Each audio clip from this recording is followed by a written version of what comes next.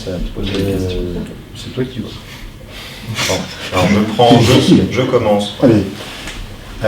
Donc Mathieu, en fait, est-ce que tu peux nous expliquer un petit peu quelle a été ta démarche, nous donner quelques précisions sur ce concours, je ne sais pas comment tu en as eu connaissance, comment tu as eu envie d'y participer.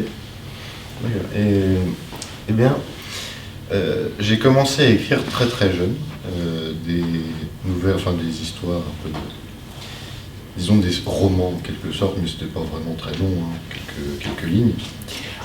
Oui, ça fait des nouvelles en fait. Oui, même plus petit. Ah Des phrases. C'est du haïku finalement. Si tu... c'est plus court, c'est du haïku, attention. Faut. Comme quoi, tel père, tel fils. Mais oui, depuis toujours, j'écris. J'ai d'ailleurs aussi écrit en anglais, parce que j'ai beaucoup d'aisance en anglais.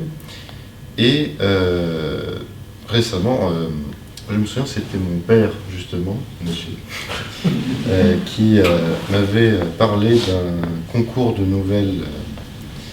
Je ne sais plus c'était où, c'était le lycée machin, qui organisait un concours de nouvelles sur l'environnement, je crois. Et j'étais intéressé. Donc j'ai écrit une nouvelle, je l'ai envoyée. Elle n'a pas été retenue. Parce qu'elle n'était pas très bonne. Si je peux me permettre de couper, non, je crois que c'était le département de Seine-et-Marne qui organise tous les ans un concours de nouvelles. Alors non, il y a deux concours de nouvelles, justement. Parce que en même temps, oui. J'ai eu vent, disons, du concours de nouvelles policières de Seine-et-Marne. D'accord. Et j'ai aussi participé à ce concours de nouvelles. Et je n'ai aussi pas été retenu. Mais du coup, tu racontes toute l'histoire, mais là, il faut en revenir à celle-là. Ah oui, j'y viens.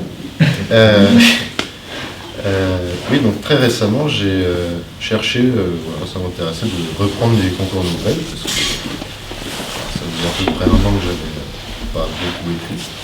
Et j'ai trouvé sur internet, j'ai cherché concours de nouvelles, j'ai trouvé un petit site qui regroupe plein d'appels à texte, de concours de nouvelles et tout et tout. Et j'ai trouvé un concours justement de nouvelles policières dans le Gers, où disons pour s'inscrire il n'y avait pas besoin de payer, il n'y avait pas besoin d'avoir 18 ans, donc j'ai décidé de participer. Alors, si je peux faire, parce que vous remarquerez que la synthèse, être synthétique, c'est pas totalement sa qualité première. Mais je pense que c'est plutôt, si je peux me permettre, le fait que c'était sur le thème de la police que ça. Oui aussi, puisque ça t'a particulièrement intéressé. Oui, j'ai cherché surtout des concours de nouvelles. Alors, tu sais, on sera plus intéressant que tu parles de ta nouvelle plutôt que de comment tu as trouvé. D'accord, parce que voilà, souvent tu peux écrire. Cela dit, c'est un sujet de livre. Bertrand dans le civil est professeur. C'est peut-être un marque. J'essaie d'amener les élèves à l'essentiel. Vous aviez quel âge quand vous avez postulé la nouvelle Celle-là Oui. 17 ans, c'était ah, d'accord, 17 ans. 2020. Oui, 2023. Oui, donc pour l'idée de la nouvelle, c'est un peu comme toutes les histoires, toutes les idées qui me viennent pour les nouvelles. De temps en temps, j'ai des super idées de concepts. Est-ce que vous pouvez parler un peu plus fort parce qu'on entend pas. Excusez-moi. Ça me prépare au grand oral. Cette année, il est en terminale, il a son grand oral. Ouais. Bonne chance. Il faut parler plus fort. Oui, en fait, la façon dont je trouve les idées pour mes nouvelles, ça me vient généralement la nuit. C'est pour ça que j'ai un carnet à ma table de chevet. Parce que, par exemple, des fois à 3h du matin, j'allume ma lampe et je prends le carnet, je note. Et là, en l'occurrence, j'avais une super idée qui m'a inspiré. Donc, j'ai rédigé en 2 jours même, j'ai rédigé la nouvelle. Bon, la correction. Un premier jet, parce que. Oui, le premier jet, je précise, parce que après il a fallu corriger, réécrire. C'est le processus d'écriture. Exactement.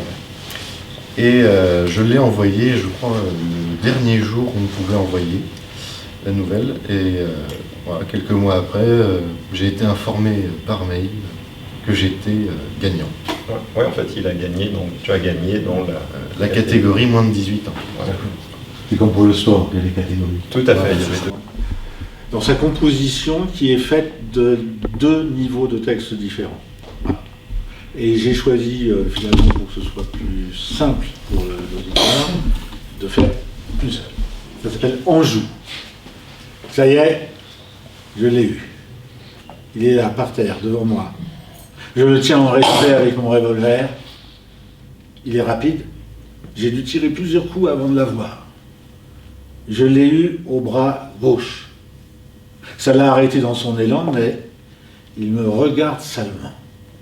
Par contre, sa blessure n'est pas mortelle. C'est-à-dire qu'il n'est pas hors d'état de nuire. Alors, s'il essaye quelque chose, je suis mort. Ça, j'en suis sûr. S'il tente sa chance, il me tuera. Parce que j'ai beau le tenir en joue, je n'ai plus de munitions. Il tient son bras avec sa main armée d'un long couteau de chasse. Il l'a déjà utilisé ce soir. Son regard me perce. Que dois-je faire? Je regarde furtivement autour de moi et j'aperçois le téléphone fixe. Je fais un pas en arrière, lentement. Ma main gauche se pose sur la table froide et cherche à tâtons, puisque mon regard est occupé, le combiné. Je compose à l'aveugle le numéro d'urgence. Il ne faut pas que je me déconcentre, sinon c'est la fin. J'attends avec impatience qu'il décroche.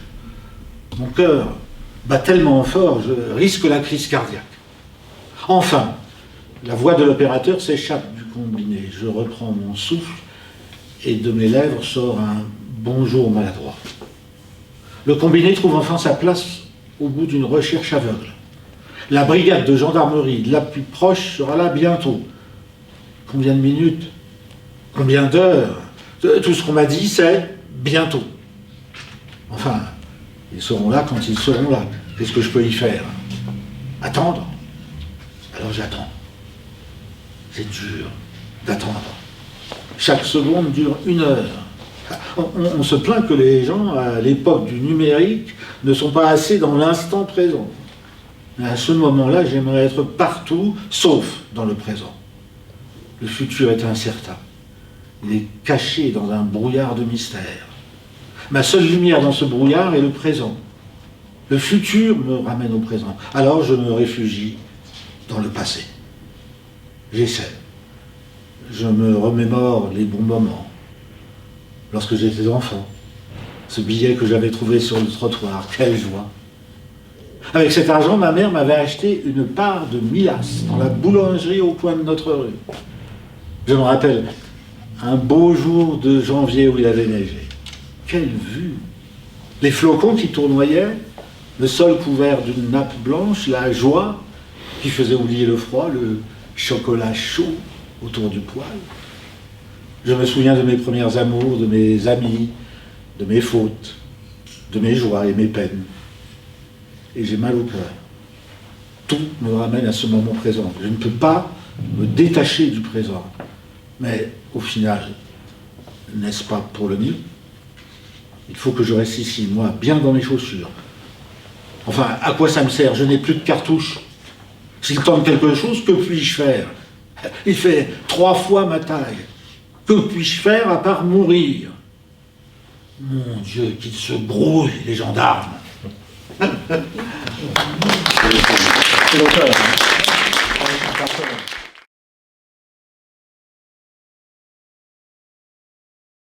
Papa, sans rien lui. Je voulais juste ajouter pour lui, parce que, encore une fois, il n'a pas été à l'essentiel, mais il a été très inspiré, parce que c'est un grand lecteur, il aime beaucoup lire. Et il a été inspiré par Dostoïevski, qui lui a fait grand effet. Alors, oui, mais pas pour cette nouvelle. Ah bon. Et pourtant, il y a quand même un style aussi. Il y a quand même un peu. Je me trompe pas. Mais c'est surtout, en fait, pour le concours de nouvelles, j'avais eu une autre idée auparavant d'une autre nouvelle, enfin pour le concours. Je l'ai relancé. C'est oui. Faites pas l'essentiel. C'est votre tour. Hein, mais je laisse un peu de mon temps. Mais l'essentiel, par contre. Je finis. Bon, en gros, j'avais écrit une autre nouvelle pour le concours, mais elle ne me plaisait pas, donc j'en ai réécrit une. Et justement, cette autre nouvelle était beaucoup plus inspirée là, de Dostoïevski. Ouais, ok. Mais, voilà. Très bien. Mais du coup, oui, il y a quand même de l'influence, parce que forcément, c'est grâce à ce qu'on lit qu'on peut écrire. Il faut se nourrir, son écriture de ses lectures, en effet. Bon, mais maintenant, les questions. Vas-y. Pourquoi C'est une vaste question. Oui. Je peux questionner sur les deux livres ou juste... On va parler de celui-ci. Sur le livre de philosophie, c'est un peu... Parce que philosophie des mathématiques, on va peut-être éviter ce soir. C'est passionnant, mais... Oui. C'est quoi le platonisme mathématique? Voilà.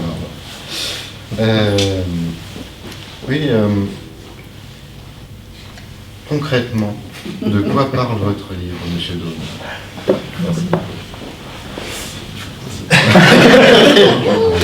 Il a trouvé c'est assez général, ça va.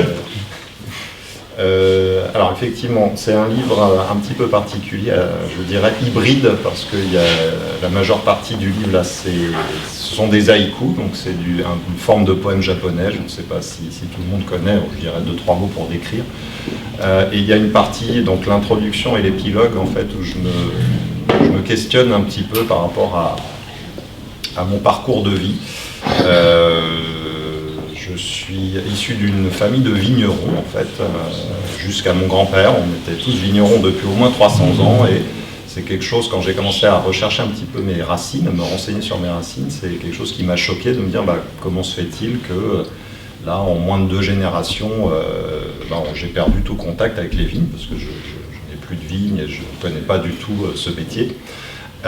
C'est relié aussi à mon histoire un petit peu particulière, parce qu'on a habité dans l'Aube, donc quand j'étais enfant j'habitais encore dans l'Aube, et puis à cause d'aléas professionnels de mes parents, je me suis retrouvé un petit peu emballé. Alors d'aucuns diront pas très loin, parce que j'ai vécu à Montreux pendant une dizaine d'années, l'adolescence, mais pour moi c'était déjà vécu comme un exil. Après j'étais un petit peu sur Paris, etc., et on a pu revenir avec beaucoup de sacrifices dans la région, et on est donc maintenant mouillois et habitants heureux du bassin montois. Donc j'ai voulu un petit peu évoquer ça à travers cet ouvrage-là, me questionner sur ce périple que j'ai rapproché en fait de celui, en toute modestie, de celui d'Ulysse, mais les grandes histoires comme ça mythologiques sont éternelles, parce que je pense qu'elles parlent un petit peu du trajet de chacun, et être exilé de son foyer, c'est quelque chose que je pense tout le monde peut, enfin tout le monde, en tout cas une grande partie peut se retrouver à vivre. Donc voilà. Alors haïku, qu'est-ce que c'est? Donc pour ce qui est épilogue et puis l'introduction, peut-être je lirai effectivement 1 ou 2 extraits pour vous situer les choses. Les haïkus, je sais pas, tout le monde connaît les haïkus? Pas du tout. C'est vraiment une forme de poème japonais très court, en 3 lignes en fait, où on essaye de capturer l'instant. Donc il n'y a pas le côté très romantique de la poésie occidentale où là c'est Michel Onfray qui le dit, c'est pas moi, à diluer les choses et un petit peu à les étoffer, à les embellir. On cherche plutôt dans l'haïku à saisir vraiment l'éclair de l'instant.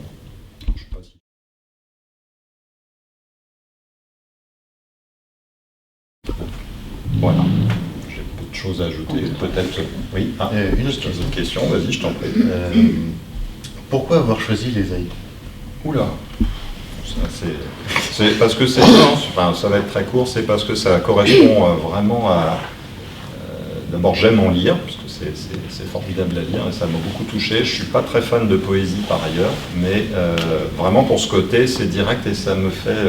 moi, quand je me promène dans la nature, où vraiment c'est des situations où j'ai cette sensation d'instant qui a une épaisseur, en fait, un instant ça a une épaisseur, et les haïkus ils captent cette épaisseur en fait, donc voilà, c'est quelque chose qui me parle et qui me touche profondément. Haïku et cette histoire d'arrachement de l'Aube. Donc, comme je vous l'ai expliqué, j'ai été arraché enfant de l'Aube, et c'est une blessure que j'ai gardée. Je suis donc sans conteste un enfant de l'Aube. Bien sûr, je me garde avec précaution de verser dans un romantisme exagéré, une idéalisation outrancière de ces terres natales. L'Aube n'est certainement pas un pays de cocagne qui n'attendrait que mon retour et me comblerait d'affection, une Ithaque miraculeuse qui me fêterait en héros aux 1001 visages rentrés de son odyssée initiatique.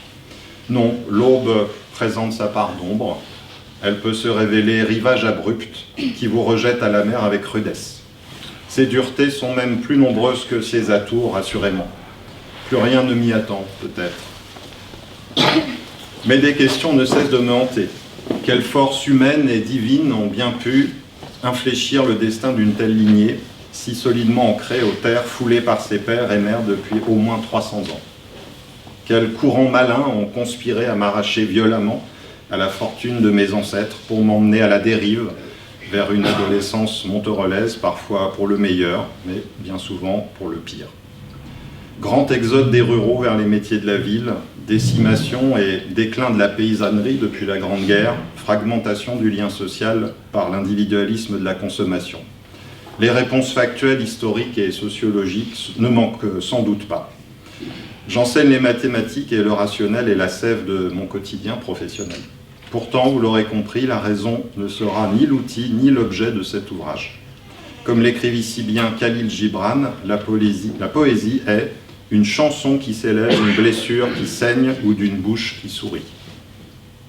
C'est donc au contraire l'émotion libre, heuristique et subjective qui formera le médium et le liant du tableau à dépeindre. Celui de l'éloignement que je partage avec mes frères, mes nièces, mes neveux, nous tous emportés au loin, éparpillés comme des fétus par le souffle malin d'invisibles aquilons. Un éloignement sous coercition qu'on nous fait accepter par un déploiement tentaculaire et démentiel de technologies, téléphonie mobile, SMS, messagerie, Internet, réseaux sociaux, etc., paravents virtuels à la misère de l'absence, liens d'apparence pratiquement vides de substance humaine.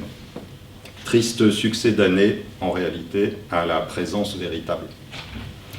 Et puisque je ne peux pas vivre l'aube, je l'écris. Pour le vagabond qui aurait dû être vigneron, les haïkus seront alors autant de traits de pinceau.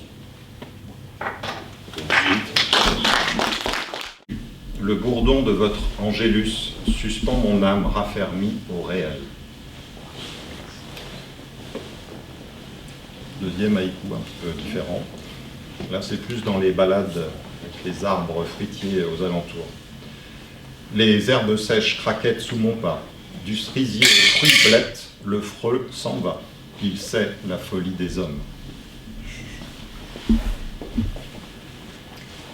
Toujours petite balade aux alentours, dans le basset montois. Au fût bordant le pré, je vois, parmi leurs cimes, le clocher. Les arbres aussi sont mes églises. Résolu, ancré du germe au chablis, en une même terre pour les décennies. La vie du chêne, je l'envie.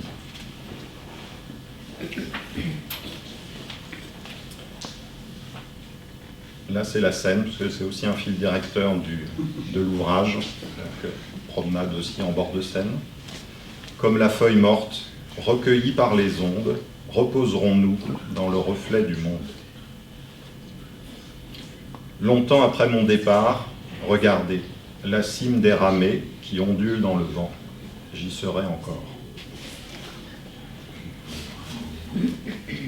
Deux petits derniers.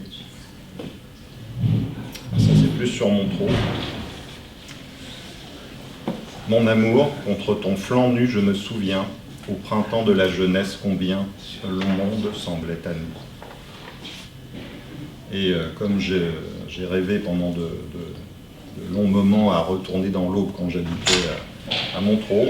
Pour ceux qui connaissent Montreux, il y a la statue de Napoléon entre les deux ponts. L'empereur chevauchant les deux ponts L'empereur chevauchant les deux ponts pointait depuis toujours mon chemin, revenir vers l'Orient. Et voilà. Chaque mot a un tel sens qu'il a besoin de sa résonance. Ouais. Là, en termes d'écriture, c'est vrai que je repasse, ils sont écrits parfois 20 fois, 30 fois, pour qu'il y ait la meilleure musique possible. Et vous voyez, en les relisant comme ça devant tout le monde, j'ai même l'émotion qui vient, parce qu'ils sont écrits avec le cœur. Il semblerait que dans la tradition de l'haïku, les grands maîtres de l'haïku mettent quelquefois des joues et des joues tout à fait. avant d'en écrire un et de le finaliser. Tout à fait. Et encore là, une telle densité. je me suis libéré des contraintes de nombre de syllabes, etc., qui en plus rajoutent Vous avez des questions à poser ou à échanger?